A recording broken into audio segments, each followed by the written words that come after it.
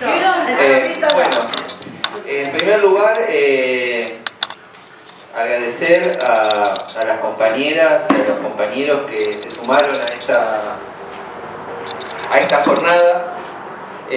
Acá la Tomás Capocha, a Lili, a Andrea, a Fernando, que ya que se fueron, y a todos ustedes que vinieron, a compañeros también y compañeras que también son de otras organizaciones, como Matías, como Santiago, que empezamos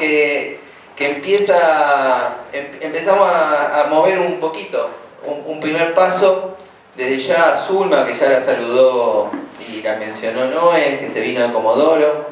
Me parece un hecho muy importante que podamos juntarnos en la diversidad y que empiecen a surgir cosas nuevas, digamos, ¿no? También. Es difícil después de todo lo que hablaron, más allá de los esquemas que uno haya pensado. Entonces, algunas cosas que me parecen importantes. Una, lo que nos convocaba, que era el chubutazo. Corto, 3 o 4 cosas que a mí me parecen que tenemos que poner nuevamente en valor en la actualidad. Primero, la unidad en la acción y la fuerza de la calle. Me parece que lo decía, ya no me acuerdo quién lo decía. Todos, pero en particular alguien nos mencionó, se me fue. Andrea me parece que lo decía, la fuerza de la calle como elemento determinante. Un segundo aspecto que me parece característico del chubutazo y que no se dio en otros levantamientos contra la megaminería, que fue la intervención de la clase trabajadora con el paro de los trabajadores de la alimentación. Eso fue muy distintivo de un gremio industrial estratégico de la provincia, que puso su peso en las calles, en la ruta, en la legislatura, y me parece que fue muy importante para inclinar la balanza. Y después me parece que el otro elemento que mencionaron varios acá y que hay que darle mucho peso es esa tradición de lucha y de conciencia ambiental, de no licencia social a la megaminería que se gestó durante décadas en la provincia y que no surgió como los hongos después de la lluvia, sino que son, claro, porque acá contaron la lucha en contra del basurero nuclear, contaron el 2001, el 2002, el 2003 en Esquel, contaron el 2012, es decir, es un pueblo que fue construyendo una no licencia social contra la megaminería en base a batallas en la calle y ganadas, y poniéndole un freno a la política de los gobiernos y de las mineras que quieren saquear y hacer una zona de sacrificio de este territorio y de todo el país y de toda Latinoamérica. Entonces me parece que esos 3 puntos para mí son muy importantes. Podríamos pensar muchos más, pero me parece que esos condensan mucho de las características del chubutazo. Pero no nos podemos quedar en el pasado, porque ganamos una batalla, pero la guerra sigue, porque las clases dominantes tienen un plan, y no importa quién lo ejecute. Tal vez se fue Fernando, pero lo que habría que mencionar en un debate fraternal es que hay un gran pacto y un gran consenso extractivista. Están todos de acuerdo, y lo vemos en Mendoza, porque en Mendoza no fueron los radicales, no fueron los libertarios solamente los que votaron el proyecto San Jorge. Fueron los 5 senadores y antes fueron los diputados del peronismo. Y la experiencia del chubutazo también nos mostró eso. No fue la derecha, porque acá gobernaba el peronismo. Hasta que ganó el derechista Torres, gobernó el peronismo. Y Arcioni llevó adelante la política de Alberto Fernández y de Cristina Fernández de explotar los bienes comunes naturales. Como hizo el kirchnerismo en Santa Cruz, provincia pionera en la explotación de los bienes comunes naturales, como contaban los compañeros de Hachar en San Juan, provincia gobernada por el peronismo. Entonces, hay un gran consenso extractivista. Y Y hoy vemos también en Mendoza una diferencia con el 2019. Porque en el 2019 también intervino la clase trabajadora, no tal vez de un gremio industrial estratégico como es el alimenticio, sino de un gremio muy importante que es bisagra en la sociedad, que fueron los docentes. Porque el SUTE en Mendoza en 2019 estaba con una conducción combativa. Y ese sindicato también se sumó a la lucha del 2019. Y hoy, en Mendoza, todos los sindicatos los dirige el peronismo. Y entonces no hay paro general, no hay lucha, porque son cómplices de la política de los gobiernos. Porque si hoy en Mendoza hubiera paro de los sindicatos, podría haber un nuevo mendozazo, porque la voluntad de lucha del pueblo trabajador está en las calles. Son nuestros miles de jóvenes que ganan las calles noche a noche, no solo en la ciudad capital de Mendoza, sino en Tunuyán, en Lavalle y en toda la ciudad, y se va extendiendo la protesta y la lucha contra lo que votó la legislatura del proyecto San Jorge. Entonces me parece que también eso es importante tener en cuenta, porque no es la fortaleza de los gobiernos, sino son los cómplices lo que los ayudan a avanzar con las políticas que van contra los derechos del pueblo trabajador. Si no, miremos Milei, hasta que las elecciones de hace 2 meses tenía 7 senadores y 30 diputados, sin embargo le salieron todas las leyes que quería, no solo porque ya sabíamos que el PRO le iba a votar todas las leyes, sino porque el peronismo lo acompañó. Y hasta hace un mes, Jaldo, Jalil, los gobernadores del peronismo hicieron campaña con que había que ponerle un límite a Milei. Y terminaron las elecciones y ya vemos como Jalil, Jaldo y demás ya dicen que sus diputados le van a votar las leyes a Milei. Tanto es así que ya es primera minoría. Y con la milica de Patricia Bullrich ya está diciendo, bueno, que ahora el 18 quiere tratar la reforma laboral, y hoy leía en los diarios que el 25, después del 25, si sale en el Senado, quieren avanzar antes de fin de año.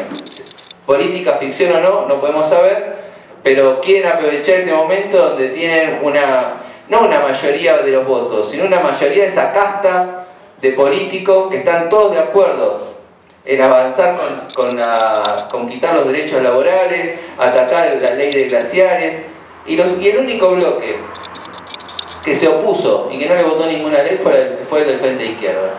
Como bueno, acá tenemos, está Santiago, el único bloque que no le votó ninguna ley a Nacho Torres fue el del Frente de Izquierda.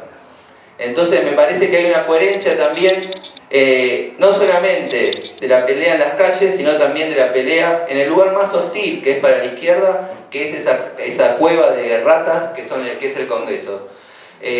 O las legislaturas provinciales, peor todavía.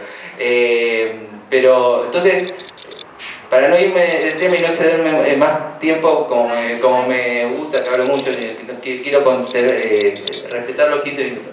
No, a mí me parece que hoy estamos viendo una nueva ofensiva, pero en el marco de que hay muchas contradicciones que no se resolvieron. Es decir, el gobierno de Milei sigue teniendo las mismas contradicciones que tenía antes del 26 de octubre cuando fueron las elecciones. Sigue teniendo problemas económicos, sigue teniendo problemas políticos y no le alcanza. Y quiere mostrar el acuerdo con Trump como si fuera suficiente para hacer lo que quiera.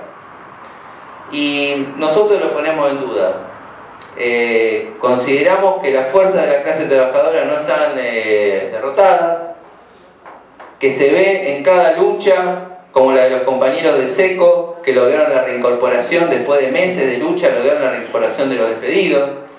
Vemos, y sobre todo, yo quiero traer acá lo del Garrahan, porque muestra cómo con persistencia, con unidad, con un discurso y una política hacia el conjunto de la sociedad, pudo derrotar la política del gobierno. Bueno, y ahora están sufriendo el ataque del gobierno con las sanciones y todo. Pero imagínense si en vez de un Garrahan hiciéramos 10, 15, 20, 30, 50 Garrahan. O si en vez de un chubutazo, un mendozazo, hiciéramos 1, 2, 3, 5, 10 chubutazos. ¿Y eso es imposible? No, no es imposible. Porque donde los trabajadores, las mujeres y la juventud se organizan y discuten democráticamente cómo construir las medidas de lucha, cómo ganar a nuevos aliados, cómo sumar al pueblo pobre, cómo sumar a todos los sectores afectados por este ataque descomunal que están llevando adelante los gobiernos, las patronales, para cumplir con las órdenes de Trump. Nosotros consideramos que estaría la fuerza. ¿Para qué? No solamente parar la reforma laboral, o parar la ley de glaciares, o parar, como salió en el diario del Chubut, que en el 2026 Nacho Torres impulsaría nuevamente un intento con el uranio, por lo menos para empezar a explotar, como decía Fernando, en Cerro Solo. No, tendríamos la fuerza para derrotar a todo el plan, porque en última instancia, dialogando con lo que planteaba Matías en su intervención, nosotros en primer lugar tenemos que derrotar al gobierno, pero también tenemos que pensar un plan por la positiva. No puede ser solamente resistir. Y en eso, traer la memoria y la continuidad. Cuando le hablamos con Lili, y me dice, yo, ¿para qué voy a ir? ¿Qué sé yo? ¿Y qué tengo para decir? Digo, lo hago público porque tengo confianza. y yo qué puedo aportar. Y yo le decía, ¿cómo que puedes aportar? Memoria y lucha y tradición. Aunque tal vez no sea la mía, no importa. Pero tiene como... Y en Esquel, no por casualidad, una de las compañeras que motorizó el no a la mina fue Marta Sabores, que también fue una luchadora en los 70, exiliada, y que cuando volvió no se resignó, no se fue a la casa como quieren todos, sino que fue parte de las que dijo, mirá, acá van a reventar la montaña y van a usar cianuro, y eso nos va a matar a todos. Y bueno, y esa continuidad es muy importante, porque no hay que empezar de cero. Eso es lo que quieren las clases dominantes, que muy bien denunciaba Rodolfo Walsh cuando decía que esa era la estrategia de las clases dominantes, que es borrar la memoria histórica y que siempre la lucha empiece de cero. Y bueno, y por eso es muy importante que haya venido Lili. Porque en esta mesa, aunque seamos más jóvenes, más viejos, nadie sufrió en carne propia la experiencia de lo que le pasó a ella. Y mientras muchos están agarrándose, llenándose los bolsillos en los ministerios, ella sigue en la lucha. Y eso es un reconocimiento muy importante para todos, para los viejos y para los jóvenes que tal vez recién empiezan a sumarse a la militancia. Es muy importante, como fue Marta en Esquel. Porque podrían haber hecho otra cosa. Entonces, y para eso nosotros pensamos que estos espacios, obvio, como no vamos a creer que de este espacio, digo, para ir terminando, que de este espacio vamos a resolver todos los problemas, pero empieza a engendrarse algo. Porque no siempre todo empieza con miles en las calles. Empieza con pequeñas reuniones, con pequeños debates que se van multiplicando. Y como mencionaba Noelia, tal vez si Zulma, en la hostil Comodoro, donde parece que todo es más difícil, no hubiera hecho ese primer encuentro, donde fuimos y tuvimos la posibilidad de participar, y capaz que nunca llegaba esta reunión acá. Y para mí es una buena idea de generar espacios, porque no todo lo que existe tiene que seguir existiendo siempre tal cual es. Hay que renovarlo, hay que buscar nuevas fuerzas, hay que buscar cómo llegamos a esos jóvenes que decía Liliana, cómo incorporamos a ese movimiento ambiental también a la izquierda. Porque yo pienso que hoy, y termino con esto, Greta Thunberg anticipó algo que para mí es muy significativo, que es que ella empezó luchando contra el cambio climático y no se quedó en eso. Luego se sumó a la lucha en contra del genocidio en Palestina. Y hoy está haciendo una campaña para apoyar la lucha de los trabajadores de GKN en Italia, que es una fábrica tomada bajo control obrero que pelea porque sea estatizada. Y lo pueden ver en sus redes, que hizo un video junto a los obreros de esa fábrica de Italia, haciendo campaña para que aporten, para que esos trabajadores puedan hacer la reconversión energética, para que puedan poner paneles solares en la fábrica y bicicletas eléctricas. Bueno, yo pienso que Greta Thunberg marca una nueva confluencia del ambientalismo y la izquierda, y del ambientalismo y la clase obrera. Nosotros queremos ser parte de eso. Queremos ver cómo en la diversidad podemos aportar a que surja y que resurja ese movimiento ambiental. ¿Para qué? Para buscar las fuerzas para ir a la clase trabajadora, para ir a la juventud, porque en esa unidad entre la clase trabajadora, el movimiento ambiental, los movimientos de lucha en Argentina, está la fuerza para poder derrotar no solo a Milei, sino también para abrir el imaginario de pensar por otra sociedad, de una sociedad sin explotación, sin opresión, donde los trabajadores autoorganizados en organismos de democracia directa discutan y planifiquen el conjunto de la producción para satisfacer la necesidad de la población. Porque no estamos en 1917 cuando hizo la Revolución Rusa, estamos en el siglo XXI, el avance de la ciencia y la tecnología nos permitiría trabajar menos, disfrutar más de la vida, etcétera, etcétera. Pero hoy estamos viendo que las clases dominantes lo que quieren es que trabajemos más, no descansemos, sacarnos todos los derechos, es decir, nos quieren llevar al siglo XIX.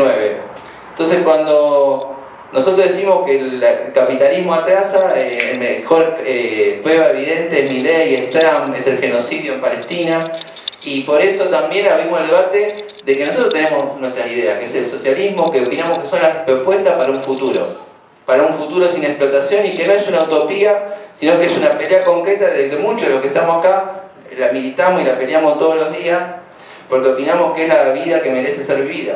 Entonces, yo termino con esto. Me parece que hay que darle para adelante con organizar y organizar. Desorganizado nos revientan, organizado tenemos la posibilidad de vencer. Y esa organización tiene que ser democrática, donde una persona levante la mano y vos sí tenga la misma el mismo peso que cualquier otro. Y donde todo sea público, democrático. Y eso es lo que sientan las bases para hacer un movimiento poderoso que pueda abrir las posibilidades a retomar el camino de los 70, donde se discutía que había que cambiar la sociedad, que había que hacer una revolución y que tenía que surgir un gobierno obrero y popular, como cantaban en el Córdoba, sobre luche, luche, luche, no deje de luchar por un gobierno obrero y popular. Gracias.